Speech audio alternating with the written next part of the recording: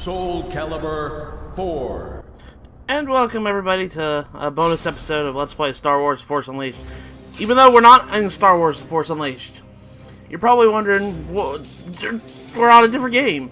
Yes, this game right here is the very reason why I picked up Star Wars The Force Unleashed to begin with. This game is the fourth installment of the Soul Calibur series, which is a fighting game series that uses weapons and all that other stuff. But more importantly, this one had a crossover with Star Wars characters. Not only that, it had Starkiller from Star Wars The Force Unleashed in it. So that's why I decided to kind of play this game for a bonus episode for the Let's Play, because if it wasn't for this game, I would not have played Star Wars The Force Unleashed. But we're doing story mode with Starkiller here. It says, long time ago in a galaxy far, far away, he was raised in secret as his apprentice of Darth Vader, Dark Lord of the Sith. His father was a Jedi Knight, who was the apprentice possessed. So the apprentice possessed immeasurable potential. Darth Vader saw his natural aptitude and raised him as his apprentice. The harsh training promoted fear and hatred. He became the Dark Lord's shadow, performing secret missions at his behest. Upon completion of another mission, the apprentice was given a new order. A gate to another dimension was about to open in space. He was ordered to act as a vanguard to identify the wave of power that was causing the disturbance. Upon reaching the area of space in question and confirming the dimensional tear, the apprentice waited to see if it would become a stable passageway. The wave of power grew stronger, and right before his eyes, and the distortion widened until it became clearly a distinguishable hole in space. When the dimensional portal opened, the apprentice entered without any hesitation. There, in the other galaxy, he encountered two swords that possessed opposing powers. Soul Calibur is a fighting game developed by Bandai Namco that incorporates weapons. It's kind of like Tekken in a way. It's kind of like Tekken's counterpart, where they use weapons instead. I've always liked this. I've been a fan of Soul Calibur since the second game. But this game is most notably known for crossovers. It's kind of like Smash Brothers in a way, where Smash Brothers was a game full of crossovers and all this other stuff. But Soul Calibur had characters from other forms of media in order to kind of help promote itself as a brand. Most notably, the reason why I started even liking the series is because I picked up Soul Calibur 2 on the GameCube because it had Link from The Legend of Zelda in it. Now, the other versions of Soul Calibur 2, since it was released on other systems, PS2 version had Heihachi from Tekken, and the Xbox version had Spawn from, I do believe that's a DC comic universe on the Xbox version, but I could be wrong. I'm going to go ahead and correct myself if I am. But anyways, the fourth installment here, as you guys can see, we have Star Wars characters in it. It's just really, really odd mix. I'm being honest about this. This is a really, really, really odd mix to have in a medieval 1800s style fighting game. But this is the apprentice. Starkiller is in this game, and you can use his force powers that he uses in pretty much in Star Wars Force Unleashed, as his combo moves and all that other stuff. This game kind of plays kind of like Tekken in a way. It's a 3D fighter, and you can use combos with, I'm playing the PS3 version. It has, like, the square button is a horizontal slash, and the triangle is a vertical slash, and all this other stuff, and you can kind of combo it into different aspects. The Star Wars characters are kind of special in a way, because if you look at the bottom of their health bar, underneath their name, there's a little bar underneath that. That is the Force Energy Bar. They incorporated a mechanic just for the Star Wars characters to use their force powers and be able to kind of like drain it in a way. And you probably see the apprentice say, damn it, sometimes when I pull off some of these combos. That's because he ran out of force energy.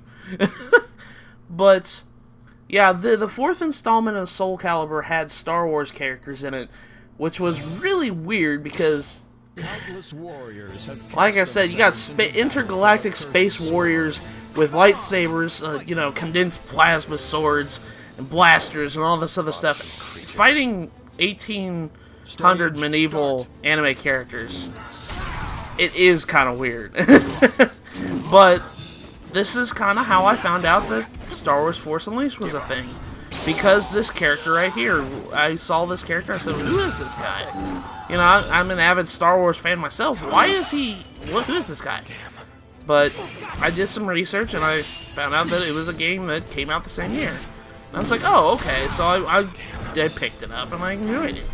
And that's why, you know, you guys saw the Let's Play of it. It's one of my favorite games. But pretty much, this game is known for crossovers in particular.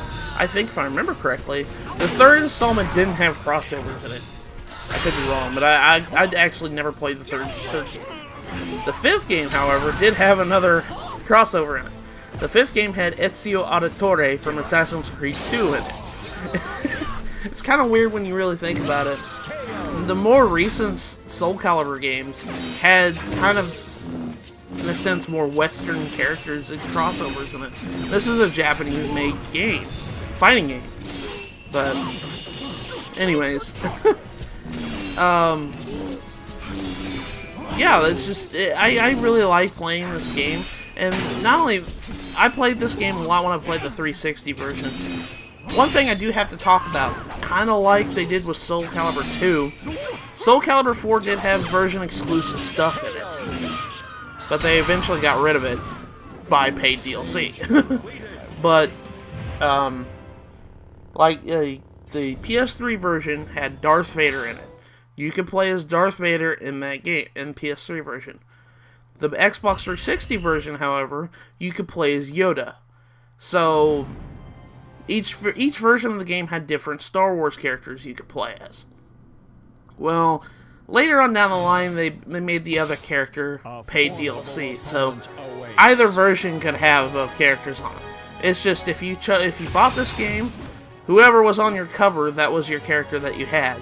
So I'm playing the PS3 version right now. I do have the 360 version as well, but yeah, it was kind of really fun because I didn't really get to play as Darth Vader until just recently. I was like, oh man, I really want to play as Darth Vader in this fighting game. That'd be really kind of cool. But it took a long time for that DLC to come out. And I know it's a big...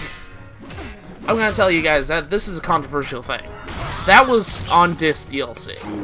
If you don't know the concept of on-disc DLC, it's characters that were actually on the disc of the game that you purchase. And, well, you kind of had to pay to unlock them.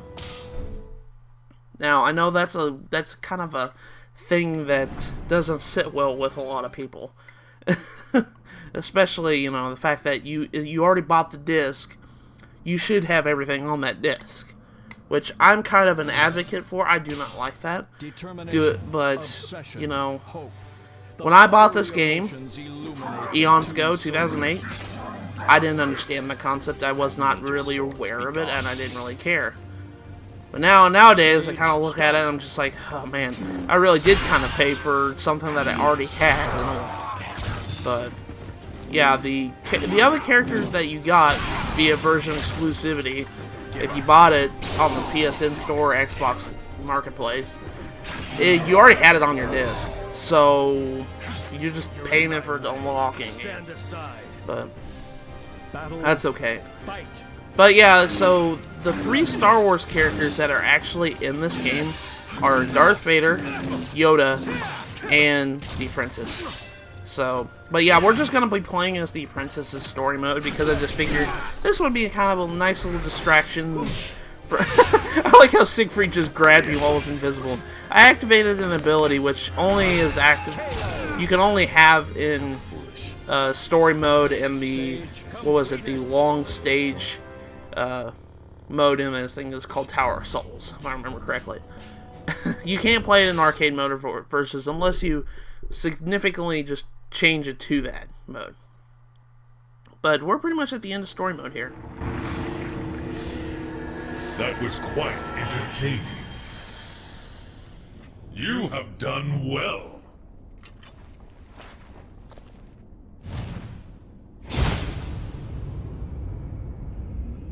This shall be my first battle in ages.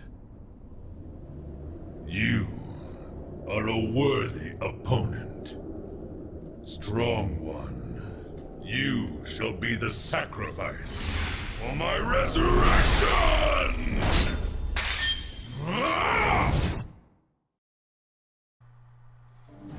But yeah, if you guys don't know the story of Soul Calibur, I pretty much can condense it down to this.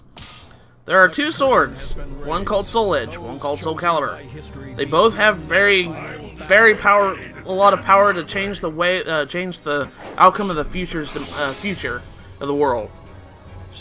Soul Edge is the evil one, Soul Calibur is the good one. And in this game in particular, this character named Algol, he got both the Soul Edge and the Soul Calibur. So now, at the end of story mode, we're going to fight him, and we're going to try to get back the power. Every character in this game is trying to get these swords, because these swords have immeasurable power, and grant them any power that they wish they have. The thing is, with Soul Edge drains the soul of the character who has it, and it pretty much saps it, and pretty much they become a pawn of the Soul Edge's game here. But Algol is a special case character because he had this power for many years, and he came back, as you guys saw in the cutscene, and he has really cool combos too. Algol here has 2 bars of health, and you have to kill him in one go. This can get rather difficult, but I like this game. I played this game a lot. I managed to get all the achievements in the 360 version. Unfortunately, the PS3 version does not have trophies. So if you want to try to play it, you're just doing it for yourself at this point. But there we go. We completed story mode of Soul Calibur 4 as the apprentice. This was kind of just, like I said, a silly side video that I kind of wanted to show off, like a game that the apprentice actually showed up in.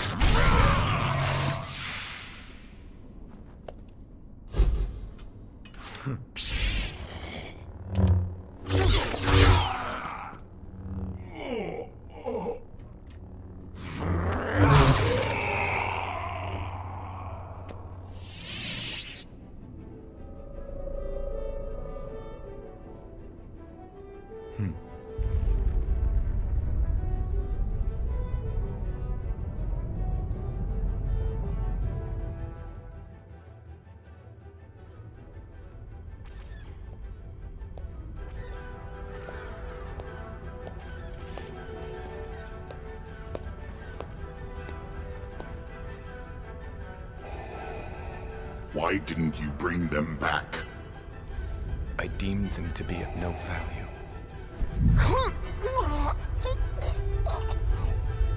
I shall determine that.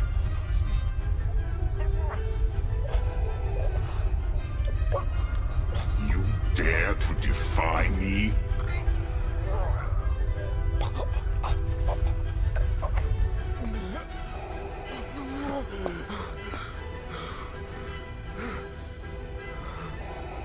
Then I shall grant your wish.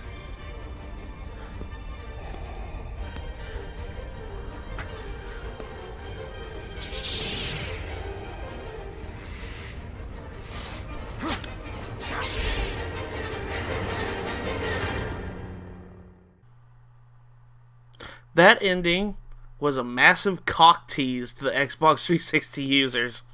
I'm being honest with you. You didn't have Darth Vader in the 360 version unless you paid for him. So that's pretty much that in a nutshell. We completed story mode with the apprentice. There was actually one last thing I kind of want to show off before we end this video. And that was a new mechanic that was added in Soul Calibur 4, particularly. And that is the concept of critical finish. In Soul Calibur 4, they punished people who guarded a lot in the game, who just guarded every attack. They had something where they had a soul gauge.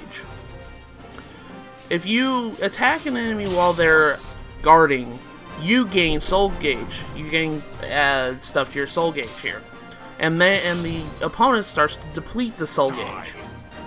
When the opponent gets to a certain point where it's flashing red and it blocks another hit, your gauge crushes. If you push a certain button combination at that point, you automatically win the battle that way. I'm kind of going to show this concept off a little bit. It's kind of like fatalities in a way in Mortal Kombat, where, well, not so much. You didn't have to finish the battle in order to do that. So I'm using Darth Vader here as a kind of test dummy. So pretty much what you have to do, I'm going to kind of show this concept off. Because I really like the critical finish. I've always really liked it. Now, what I have to do is I had to remember, it's like, wait, what do I have to do here to kind of make him guard? You have to go to standing position. I was like, wait a second. But yeah, pretty much, you guys probably see a circle that has green fill in it. Right next to the name of your character that you're fighting. When you start to gain, that's your soul gauge meter. If you start to gain soul gauge, that fill in the circle start to glow blue, and then your whole health bars start to flash white. If you start to deplete it by guarding a lot, that soul gauge fill will turn to red, and then your life gauge will eventually flash red when, yeah, see, like that. That's kind of how you do it. This will end it.